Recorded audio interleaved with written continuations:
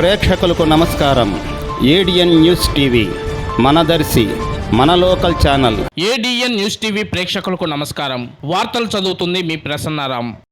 అంతర్జాతీయ విభిన్న ప్రతిభావంతుల దినోత్సవంలో భాగంగా మండల అభివృద్ధి కార్యాలయం సమావేశం హాల్లో మంగళవారం దర్శి మానవతా స్వచ్ఛంద సేవా సంస్థ ఆధ్వర్యంలో భవితా కేంద్రంలో ఉన్న 50 మంది విద్యార్థులకు ప్లాస్టిక్ బుట్టలు, టిఫిన్ క్యారేజీలు పంపిణీ చేయడం జరిగింది. ఈ కార్యక్రమం ఎంఈఓ కాకళ్ల రఘురామయ్య అధ్యక్షతన జరిగింది. ఈ సందర్భంగా స్థానిక ఎంపీడీఓ కృష్ణమూర్తి మాట్లాడుతూ దివ్యాంగులను చిన్నచూపు చూడకుండా అందరితో సమానంగా చూడాలని ఆయన అన్నారు. దివ్యాంగులకు సహాయ సహకారాలు చేస్తున్నటువంటి మానవతా స్వచ్ఛంద సేవా సంస్థ సభ్యులకు అభినందనలు తెలిపారు.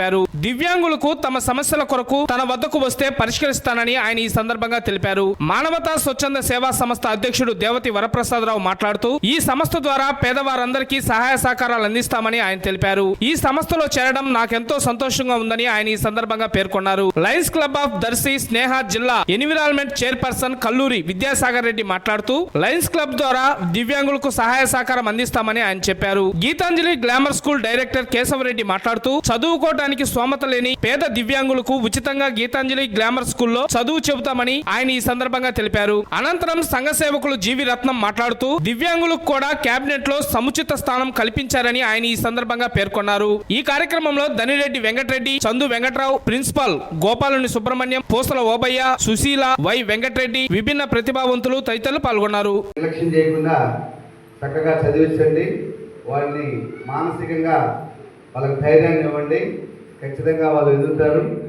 Thank you for giving me this opportunity. ఇక్కడ పిలిచి అందుకు థ్యాంక్ యూ.